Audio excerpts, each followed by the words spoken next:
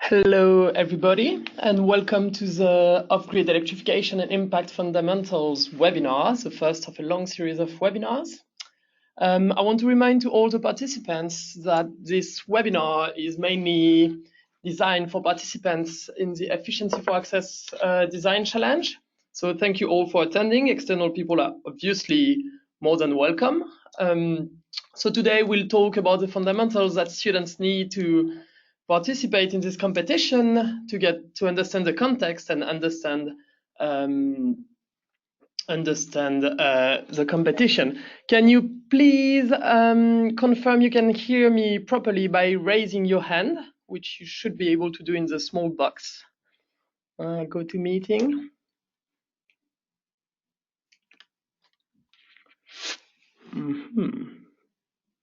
I guess it's okay. Okay, I'll assume it's okay. You can ask questions throughout the whole webinar in the question box, likewise. Thank you for raising your hands. In the question box in the GoToMeeting, so you will find it, you can type them and we'll address them at the end of the webinar. We have planned 20 minutes for answering your questions. This webinar, like all the other webinars, will be recorded, so you will find them on the Efficiency for Access website. And I'd like to introduce our speakers for today now. So today we are going to listen to Garick Lee, who worked more than 12 years on energy access in developing countries. Garick is a senior consultant for Energy Saving Trust and for GOGLA as well, so GOGLA being an off-grid association for the industry. And we'll also listen to Leo, a British-born living in Washington, DC, that worked over 20 years in Africa as an off-grid solar product designer, social entrepreneur, and technical and strategic advisor, also working for Lighting Global and the World Bank Group. Leo, I will leave it to you now. Thank you. Thank you, Theo, and hello, everyone. It's great to have this opportunity to share these insights with you. And I'm just going to jump straight in. We're starting off to give you the context of off-grid electrification, the challenge that we see. And then Garick will move into the technology section, looking at some of the appliance solutions that are presented. Then we'll move into showing the impacts of that these can have on the situation, and then finish with questions and answers. And then our collaborators from industry will pick up and give you a lot of perspective on individual issues. So really, if you didn't know already, starting off, oh, actually, yes, let's stick on the first slide. Really, there's this crippling injustice that we see in the world now in terms of energy access. 2 billion people plus are actually living in what we define as energy poverty. And as you can see here, the majority of these people are in sub-Saharan Africa, with isolated pockets around the world. And not only are they living without electricity, that's generally also because they're living in rural areas. Along with this, there's a whole other, at least 1 billion, around 1.3 billion people living with what we call in weak grid or in some form of unreliable access, where many places already do have some kind of grid, but often only for a few hours a day and very unreliably. A final point here is that what has been measured as access is a very critical point for everyone to be aware of, that it can literally mean there is a power line going above your house and you are included as having access, because if you could afford it, you could connect to that. However, in reality, that still leaves hundreds of millions of people on that, of the 2 billion, who are more than 2 billion, because that 2 billion is people who literally have no chance of getting electricity. There's a lot more people who are near enough, but as we'll see, if we move on to the next slide, again, the majority of all of these people are living in Africa, where you can see these lines at the bottom. The bold blue line at the bottom represents the whole of Africa, except from North Africa. We also have a lighter line in South Asia, slightly more, but still a significant amount of people without access, which generally translated back in 2016 to only 40% of those living across sub-Saharan Africa having access. And that 40% means that they lived within a pole that could bring them access. So obviously the real number is much less. We can't consistently have numbers in between 10 and 18% across sub-Saharan Africa of the whole populations in rural areas having access. So very dire situation. Another key point is that it was only in the late 90s that there was even the recognition of energy access itself being a goal of development. And energy poverty was literally coined for the first time only in the late 90s in a report by the DFID. I was studying my undergraduate at the time and started getting interested in these issues. And it was remarkable at that time, was the first after decades of various different forms of development.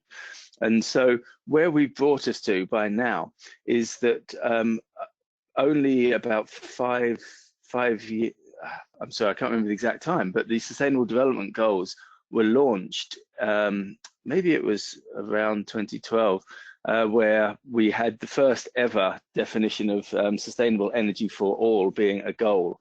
And that was one of the 17 SDGs that we'll look at later, the Sustainable Development Goals underneath the United Nations framework, aiming at how to have a world without poverty, basically being one of the main challenges there by 2030. And at that time, that was the first time that there was a shift in the way that energy was viewed as itself as one of these goals. It's called the SDG 7. And that has been a rallying call that's led us very far in a very short amount of time. If we could move forwards. What you'll see here is I wanted to bring now into context how the technology has played a role in this area. If we can move. So for those of you, as you're working on the design here, you'll all be very keen to know the role, if you like, the technocratic impact we can have on development. And quite simply, there's one statistic, which is the PV power generation price, which has been dropping over decades and decades. And I'll go into, we wanted to break this down first before I put this into context in a minute. But clearly, when we're looking at rural electrification, the majority of rural electrification is coming through connection to one central grid, like we all live in the West or in the majority of cities across the world. However, off-grid electrification has been largely dominated by independent power generation from solar photovoltaic panels. And what we've got here is a very brief snapshot where you can just see dramatically over the last 6 or so years, in 2010 and 2015, the massive drop that has since that time stabilized with solar panels cost. And for context, going back here, it wasn't long ago in 2000s, almost 20 years now, but at that point, solar panels were considered a complete luxury, a massive exclusivity around them. Very few people would even dream of being able to access a significant amount of power to solve a rural electrification challenge. And around 2002, I'll give you an example of this. In Uganda, one of the World Bank's first ever off-grid electrification schemes to use new technologies such as promoting solar home systems was using funding from the United Nations Global Environment Facility to offer a subsidy of $3.50 per watt for solar modules installed. And now you can see that here we are, last figure here in 2015, showing under $0.50 per watt commercial cost of photovoltaic cells. So that just gives you an order of magnitude there. of how things have really dropped and why solar panels now are the go-to solution for providing decentralized off-grid electrification. If we can move forward, if you like, solar panels are the main simple power source of how to generate your power. Now, once you've generated power, you can either use it directly, which only works obviously during the day and even doesn't work when clouds pass. So what generally some form of storage is needed. And for the majority of off-grid electrification cases, we're not working on any of the revolutionary new technologies you may be aware of on battery storage.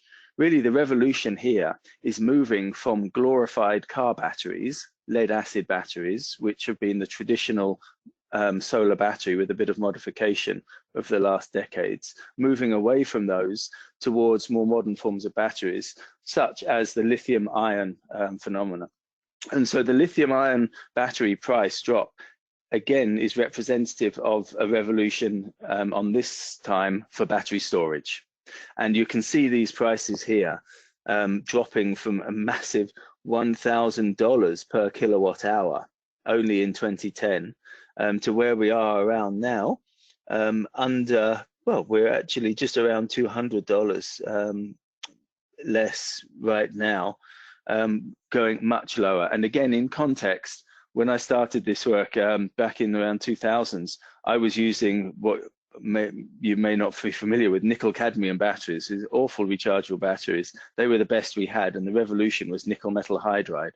And using any of these batteries has been a massive chance for us to take advantage of economies of scale. So what you're seeing here are the prices, thanks to lithium ion, being in everything from our phones to our laptops to now cars, scooters, bikes.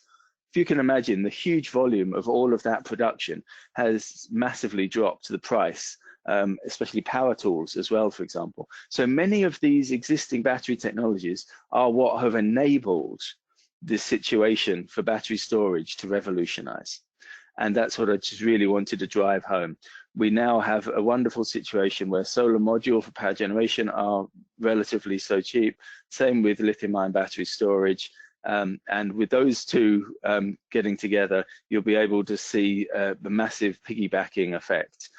This will only get bigger as electric vehicles really kick off, and that will then enable much larger lithium-ion batteries to also be lower cost. But at the moment, the massive price drops are particularly in the smaller batteries, which work perfectly for the smaller solar home system kits and solar lanterns that we will move on to next.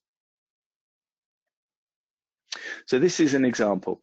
Again, going back even 20 years, there really was next to no solar kits in existence.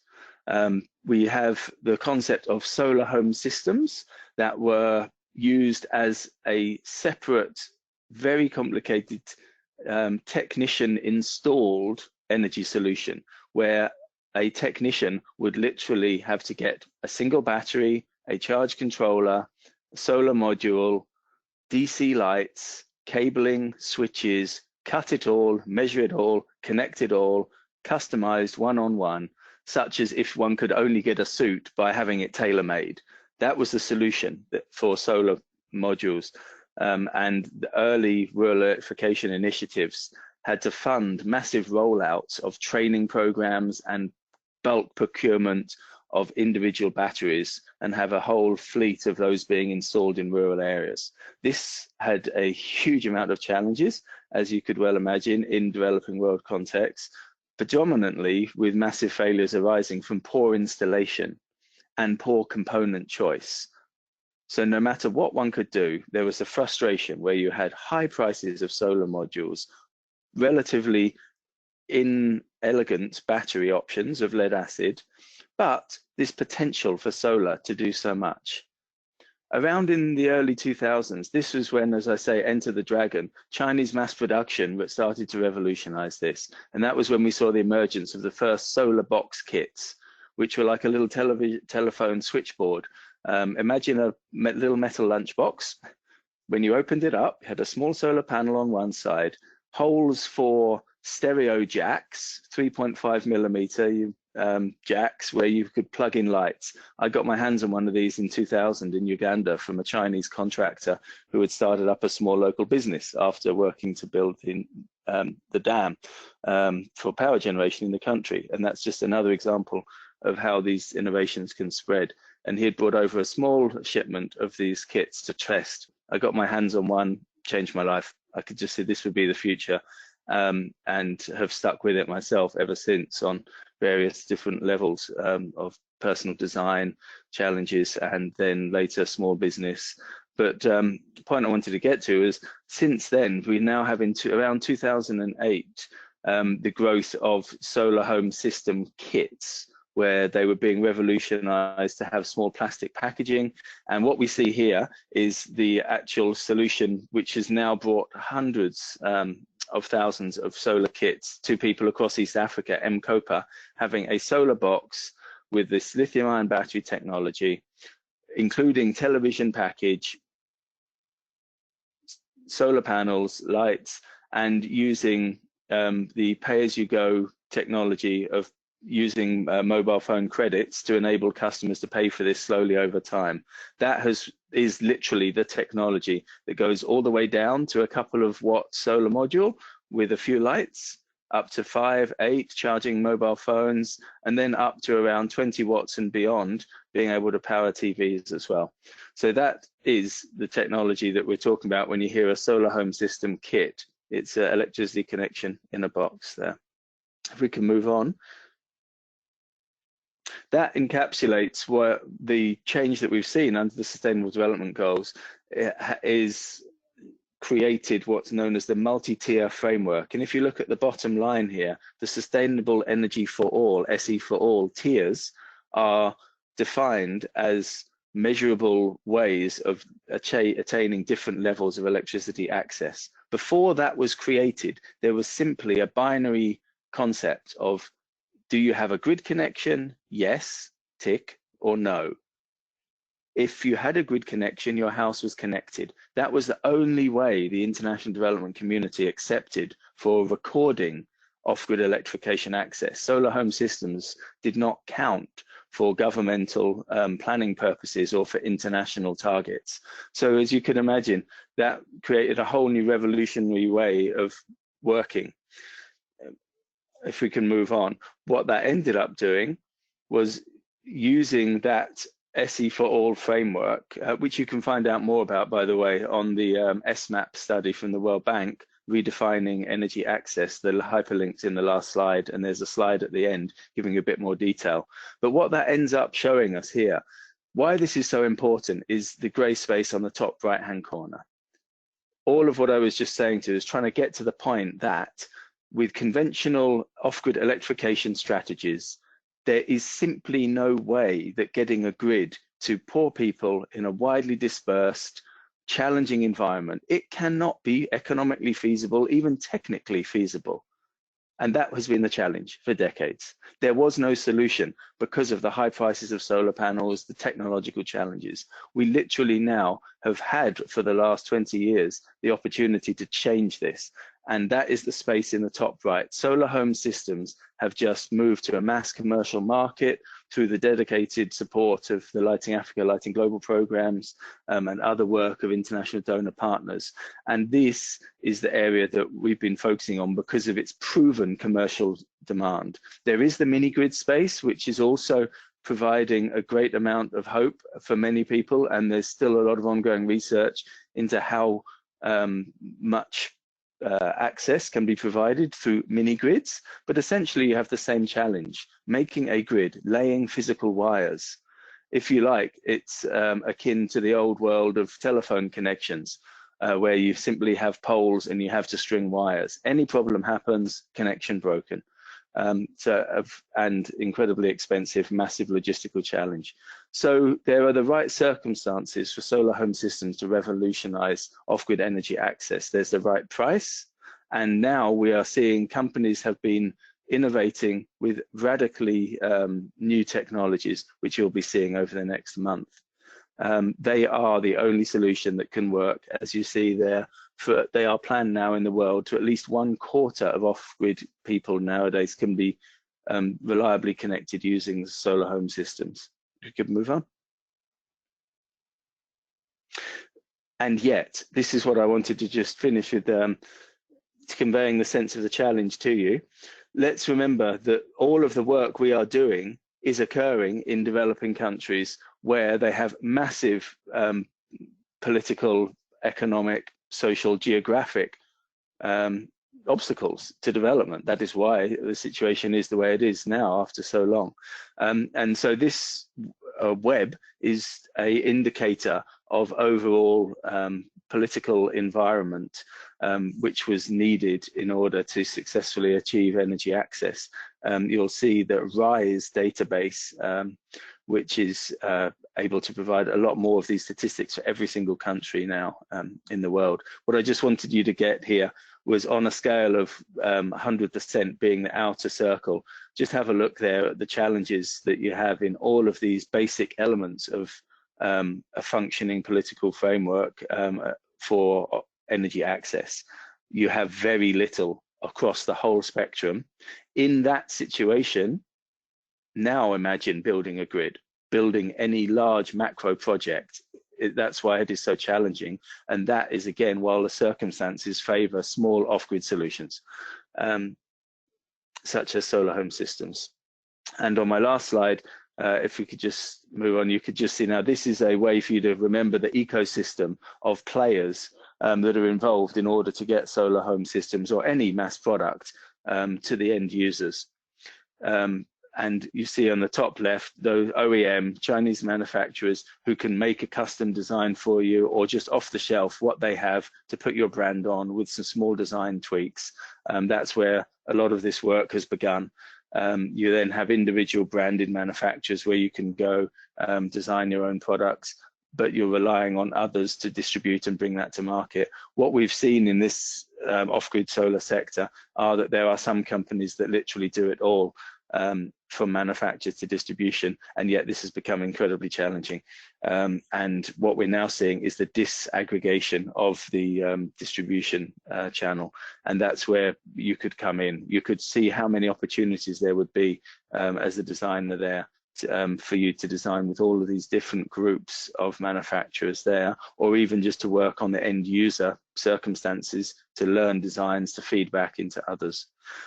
So with that, I know we're running short on time, and forgive me for running slightly over there, but hopefully that gives us a firm basis now to ground over to Garick on the technology section. Hi, so I'm going to provide a brief overview about why efficient and affordable appliances are important when it comes to energy access. Next slide, please.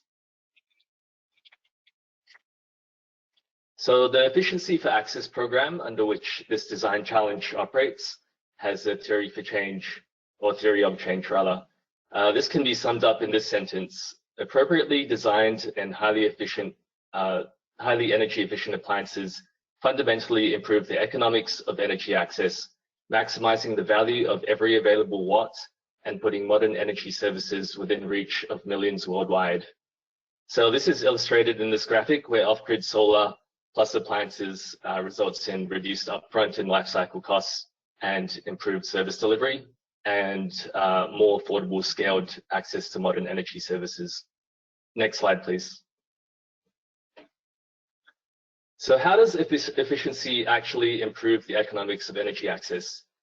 This chart comes from a 2015 study that I worked on, which was a collaboration between the Schatz Energy Research Center in California and the University of California's Energy and Resources Group. We looked at cost and performance data of solar home systems and appliances over time. And the specific appliances we looked at were a 19-inch TV, radio, mobile phone, charger, and 4 lights. So based on this data, we could see that when you use the most efficient appliances, rather than conventional standard appliances in a solar home system, you can reduce the size of the battery and solar PV panel and maintain the same level of service for the user.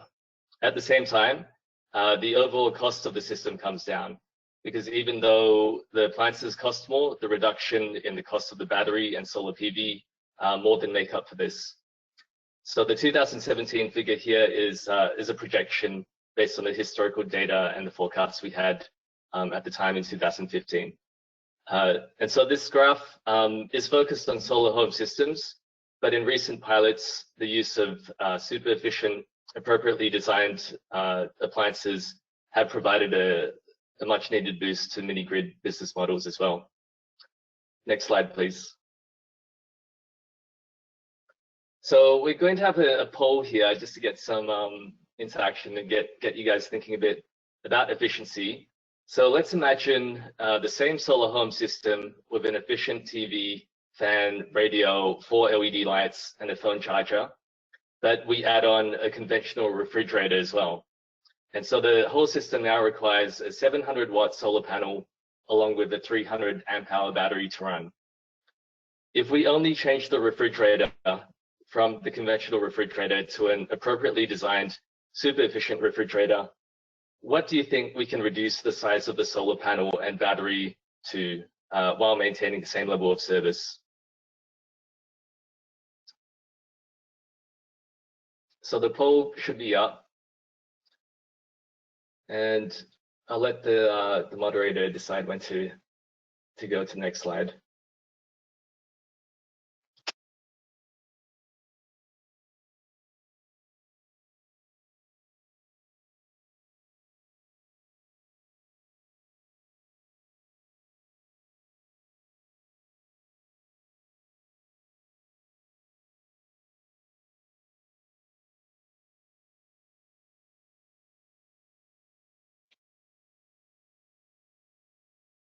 Okay, so the results were 29% of you think that you could run this super efficient refrigerator and the rest of the system on an 80-watt panel and 35 amp hour battery.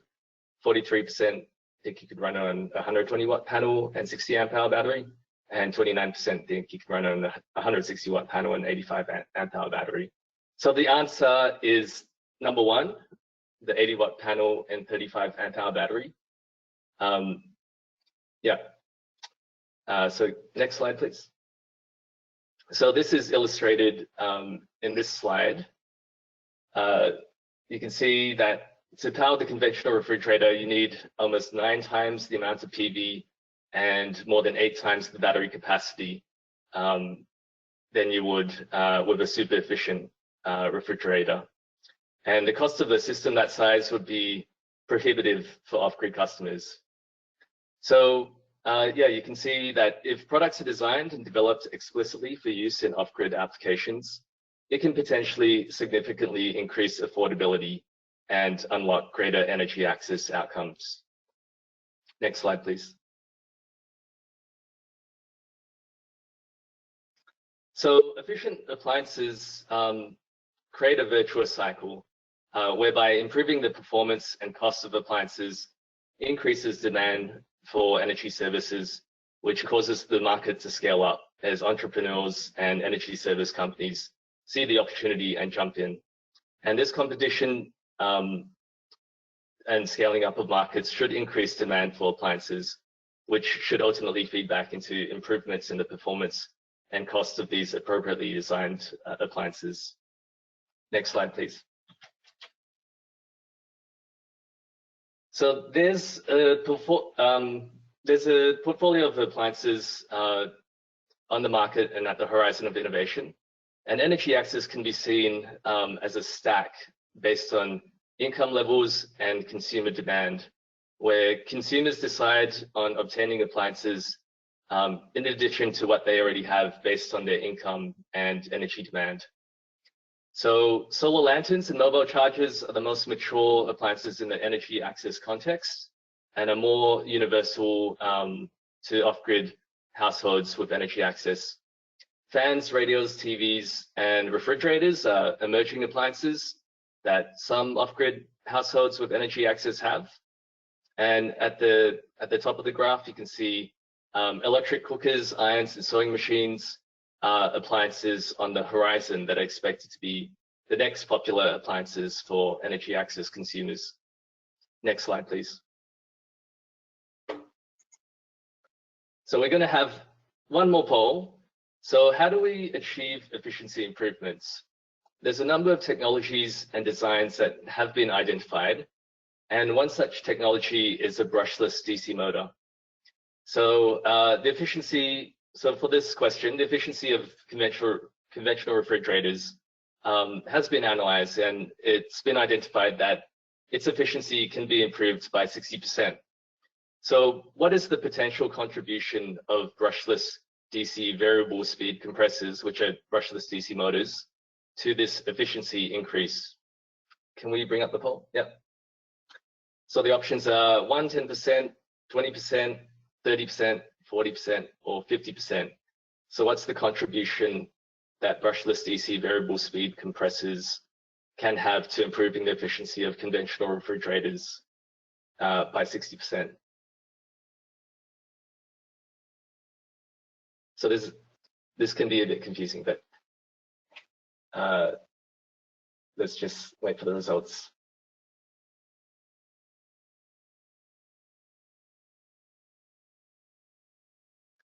Okay, so we had 8% that said 10%, 17% that said 20%, 42% that said 30%, and 33% said 40%. So no one said 50%, but the answer is 50%. But yeah, there could be some confusion if you go to the next slide. Yeah, 50%. And next slide, please.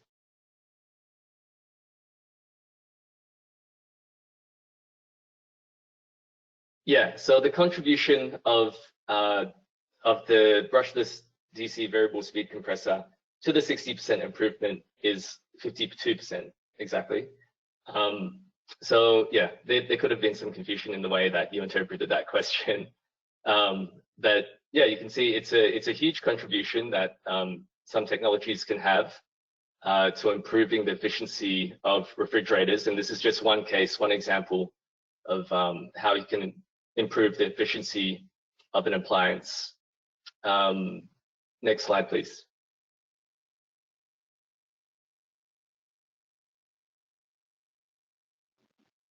So we're going to talk a little bit about productive use appliances.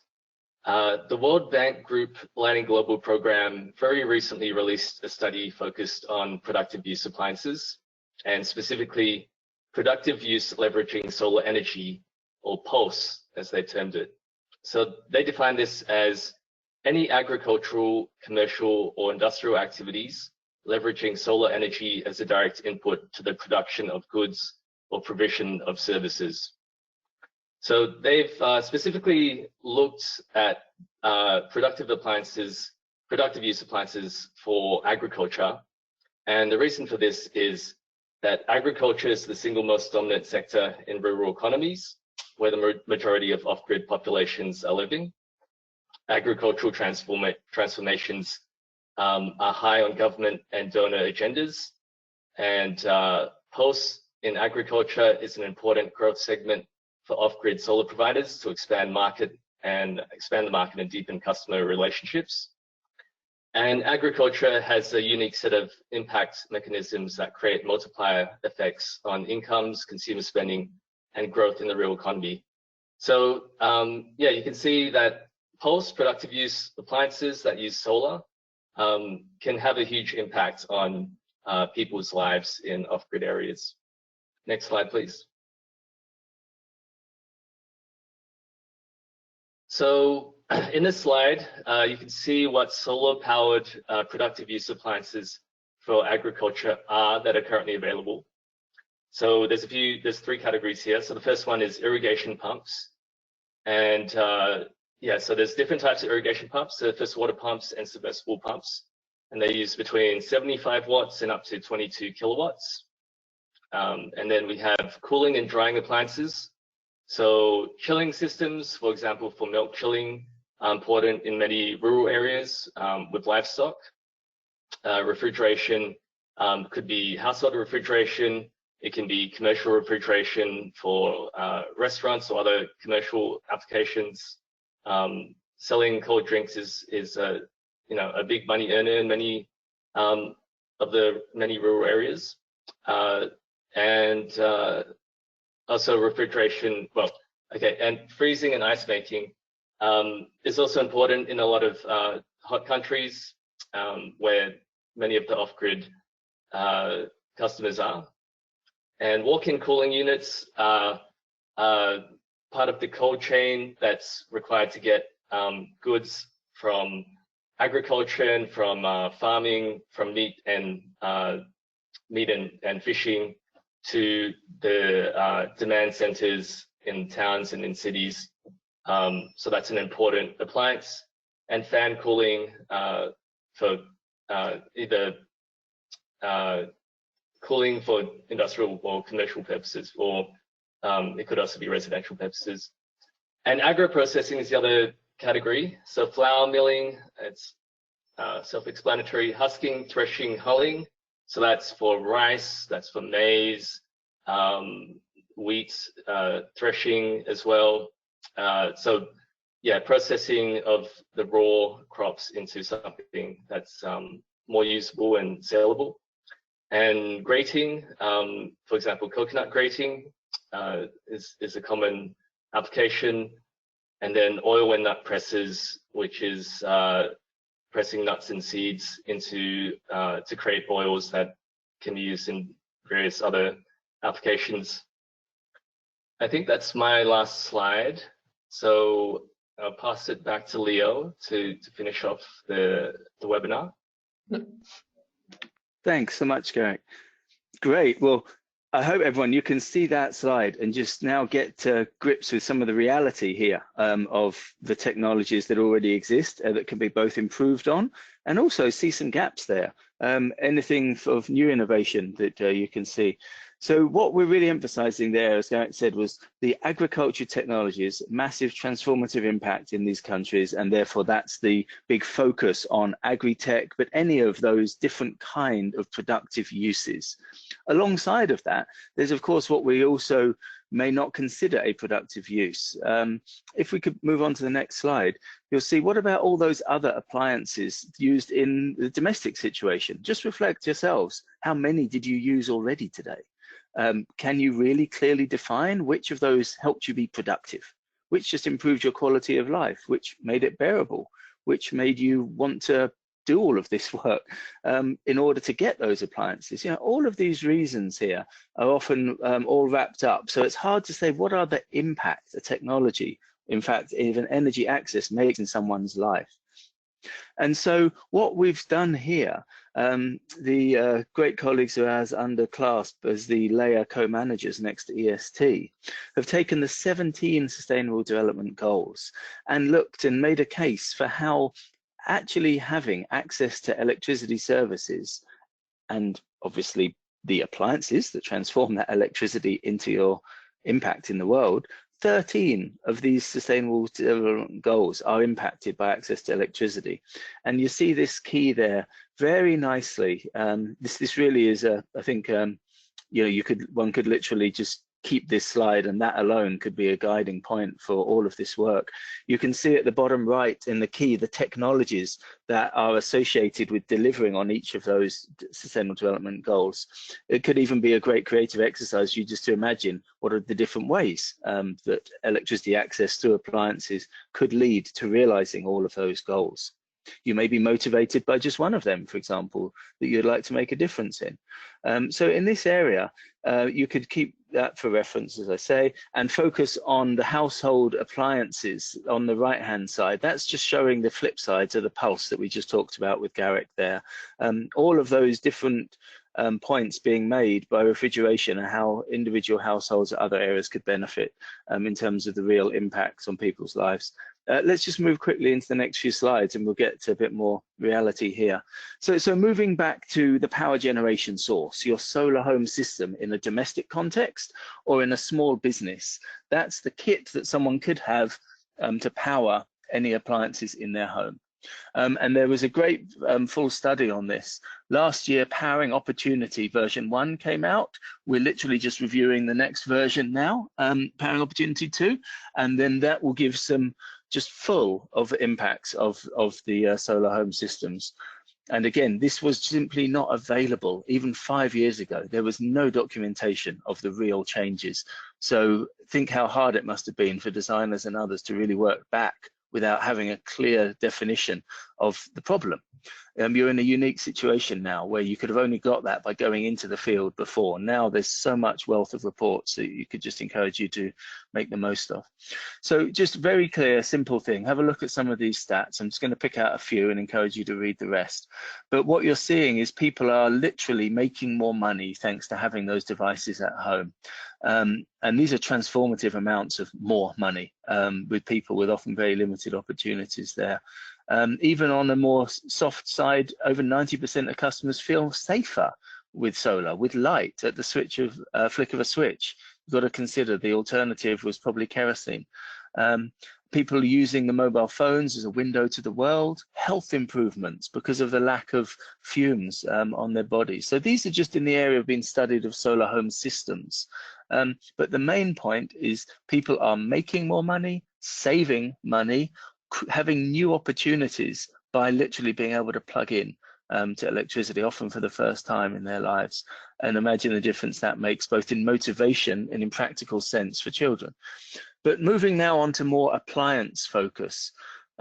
Here's a great example of solar water pumps. Relatively small study, but again, world first of what is the impact of a smallholder farmer getting access to a solar water pump. That means an individual farmer in their field working away, never had maybe electricity before, or had to use kerosene, gasoline in order to power a small pump.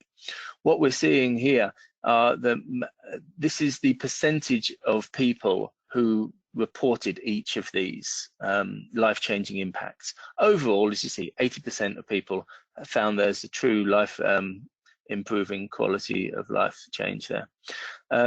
Saving money, improving their standard of living is always higher. That intangible thing that just people felt better off overall, but in very practical ways there, improving nutritional value, increasing water security, decreasing how hard their life is, how much work they have to do, helping care for animals better.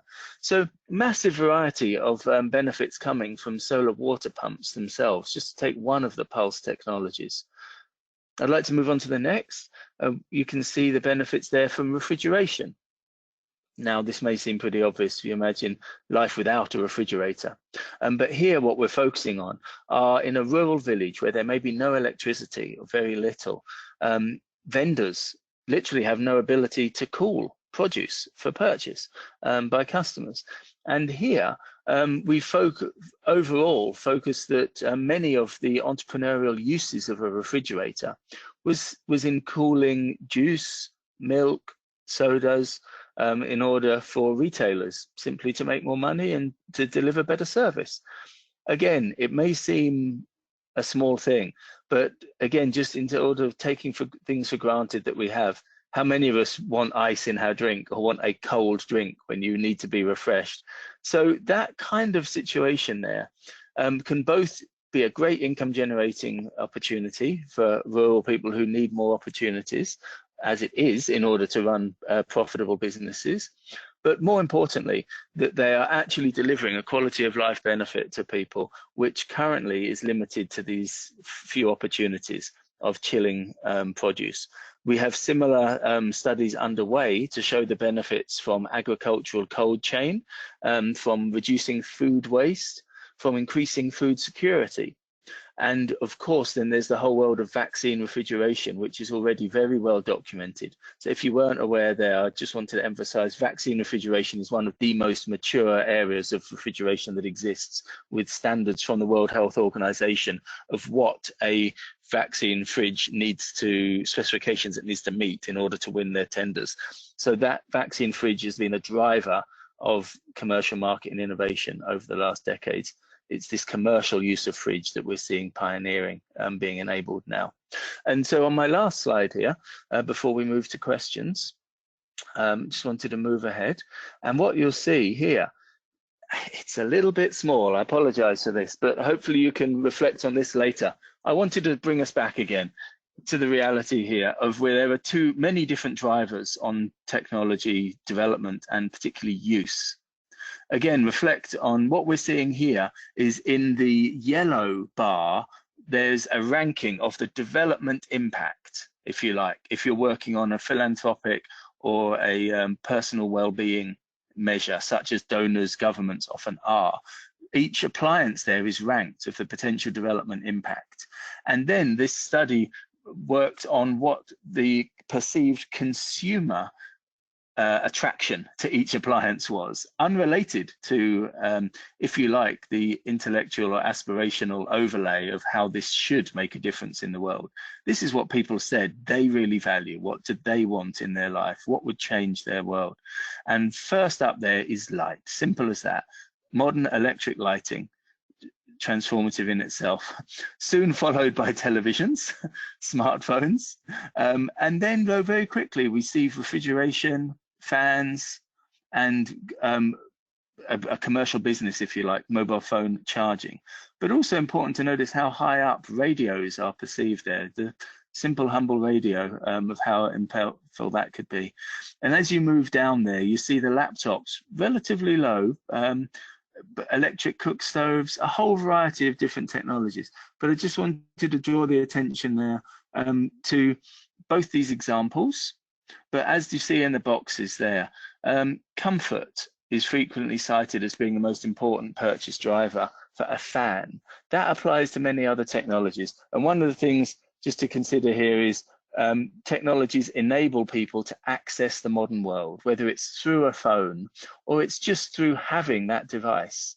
If you maybe reflect yourself when you got your first smartphone or what another device it was, there's this intangible sense of inclusion which cannot be underestimated. And on one level, that impact is being driven through this work, whether it's on a practical manner of a technology enabling a new service, a new access, a new quality of life, or it's simply through enabling people to have the chances that we have. And if you reflect back to the first slide, it was reflecting on the injustice of the situation of the current energy access. So I like to think that energy access coupled with appliances are some of the great levelers in this modern world. And I hope that you enjoyed this exercise with us and taking part in this innovation for development exercise. And with that, I'd like to finish on the most important slide here. If you overlay everything that we just talked about there, the most important thing to remember is that we might take for granted the role of gender, whether it's in your classes, if you look around, design being often a male-dominated area, or if it is just the issue of who is using the product. And so the study by Energia is one of the world's leading NGOs working in the role of women's development in overall national development. And we've got here a synthesis of the evidence from a 5-year research program, which shows the key findings. I'd just like to share some of those. So overall, of course, none of those energy access targets are going to be met unless women's priorities are up there, forefront, along with what are their assets, their skills, limitations, capabilities, what are even the land rights, the gender norms. If women aren't allowed to own land, what's their incentive for actually putting their name down on the title deed for a solar water pump to irrigate their land? All of these various levels are critical to bear in mind. One thing I just want to emphasize here is if you just see the role of women in the supply chain, often women sales agents have proved incredibly successful here. You could look up the company Solar Sister, who's based its whole model on this. And then, of course, we're seeing people in a position of power through accessing technology and being in charge of that. It shouldn't be underestimated the gendered impact of energy saving, collecting firewood, or pumping water, carrying water. Think of some of the quintessential images of women maybe carrying water on their heads, or of pounding maize with the big stick out the front. I mean, literally, technology can transform these basic elements of people's lives, and in doing so, both on a simple level, transform their experience and slowly start to change the role in society. So with that, I'd like to hand back and open up for questions. Thank you. Thank you very much, Leo and Garick, for this very insightful webinar. I found it very interesting. So thank you very much. So To all participants, do feel free to ask questions in the question box. So we've had a question from Nigel Monk that I will answer myself, and I would asking about the refrigeration test method. I recommend going on the Efficiency for Access website in the Global Leap Award section, where you will find the test method, and I can send it to you directly by email afterwards. I'd like to start with the first question for you, Leo and Garick, about why appliances in the off-grid sector should work on DC electricity more than AC electricity. Because just for context, we've asked students to only work on DC electricity powered appliances. Could you help us out justifying why this is important, and maybe also why this hasn't been researched in the past? I'm happy to take that, Leo, if that's okay. Yes, please. Okay. So yeah, so generally in our houses, in everyday life, everything is run on AC, but actually a lot of the appliances that we use are natively DC. So internally in the circuitry that they use, it's DC. So everything has to be converted from the AC out of the power point into DC before it's used internally in the device. So we can think about mobile phones, that's DC internally, laptops are DC internally, TVs, what else? Yeah, most things without motors are DC internally. So if you think about fans, you can also run them on DC with a brushless DC motor, and they're actually a lot more efficient. They've been developed, refined over time, and brushless DC motors are used in a lot of different applications, like drones, for example, and so they've become very efficient. So DC is, you know, if we're designing DC appliances, and we're using a DC power source, which is also what solar is. Solar comes out as DC, and when it's stored in the battery, it's produced as DC from the battery. Then we don't have to convert it to AC and then convert it back to DC for those appliances. So I guess, yeah, that's the main reason, is because of the losses, the efficiency losses that happen when you're running DC appliances on an AC power supply, and the conversion back and forth. Yeah, does that answer the question, Teo? Yeah, thank you very much. A second one, maybe. Could you tell us a bit more about how mobile money and mobile payments allowed solar home systems and mini-grids to spread out a lot? On a personal level, I think we have so there's a challenge here in terms of the cost for all of these solutions there. So what we'd like to point out is, for a national electrification, if you think of that, of government is driven to provide access. The majority of, so there's a relative and there's a absolute cost. And I've emphasized the relative first, because this isn't happening in a vacuum. How are people going to get electricity? So that's where we've often put solar home systems as the most competitive for individual households in typical poorer people who make up the majority of those living in rural areas. The cost of an electric grid is much more expensive. We have cases of Rwanda where we had a $1,200 subsidy coming from the World Bank through a loan to the government in order to pay for a connection in one home. That was how much it was costing in a subsidy for someone to get access to electricity. And then those people wouldn't use the majority of the electricity because they didn't have the appliances or the money to pay for that. So we now have a similar amount of electricity being made available for people's real needs, with an $800, $500 solar home system.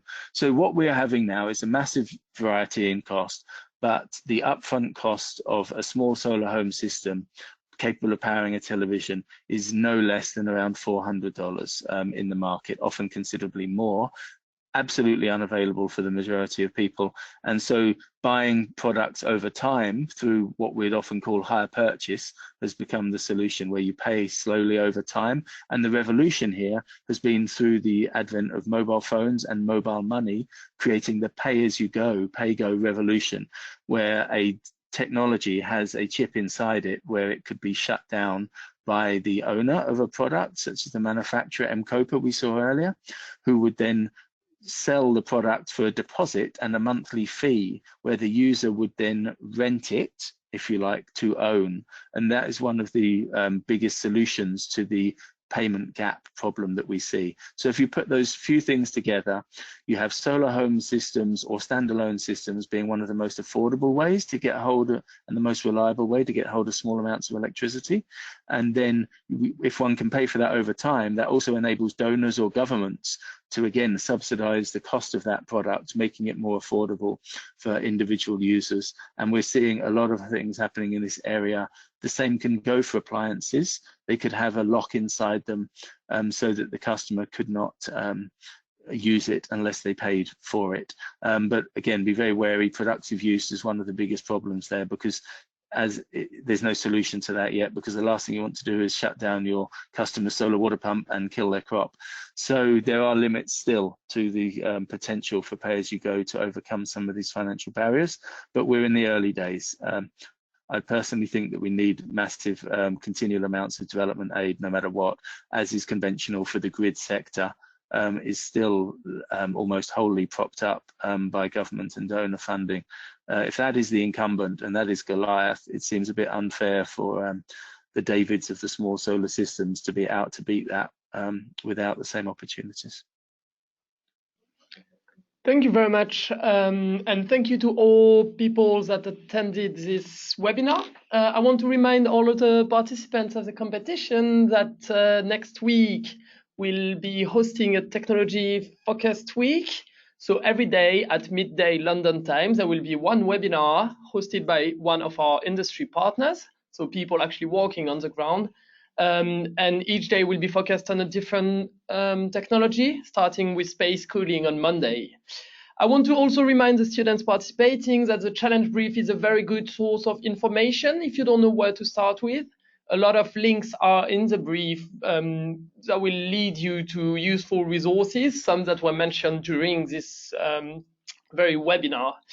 And finally, Engineers Without Borders UK and ourselves, Efficiency for Access, are very excited to see you starting working on this project. If you have any questions, do get in touch with Engineers Without Borders, and I hope we'll see your project starting very soon. Thank you all for your attendance, and have a very good day.